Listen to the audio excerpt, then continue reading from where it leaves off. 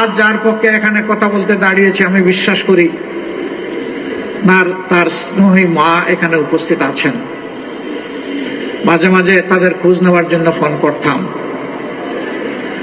ধরা গলায় জিজ্ঞেস করতেন আমার আরমানের কোনো খবর আছে, সে কি বেঁচে আছে।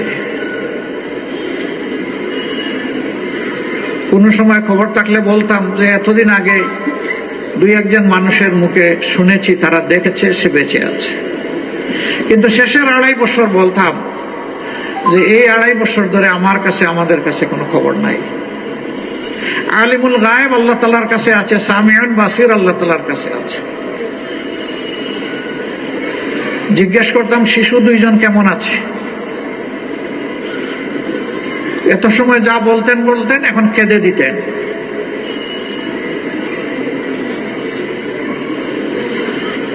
বলতেন ওদের নিয়েই আমার সমস্যা। যখন আমার ফোনে কোনো কল আসে, রিং যখন বেজে উঠে, আমার নাতনি তো উঠে দৌড়াই আসে, বলে দাদু এটা কি আব্বার ফোন? যদি আব্বুর ফোন হয় আমাদেরকে একটু কথা বলতে দাও।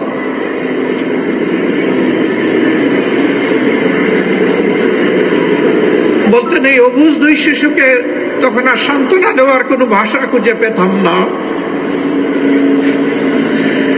নীরবে চোখের পানি ফেলে ফেলে শুধু ওদেরকে চুমু দিতাম, আদর দিতাম।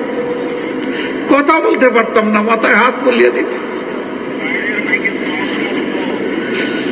তিনি একজন শহীদের স্ত্রী, সন্তান জীবনে বেঁচে আছে কিনা জানেন না।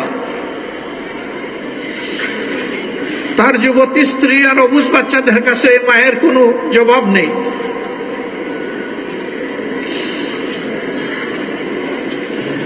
আল্লাহ তাআলা আরমানকে বাঁচিয়ে রেখেছে, রাখে আল্লাহ মা রেখে।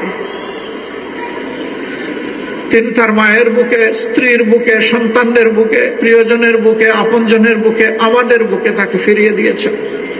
আলহামদুলিল্লাহ রাব্বিল আলামিন।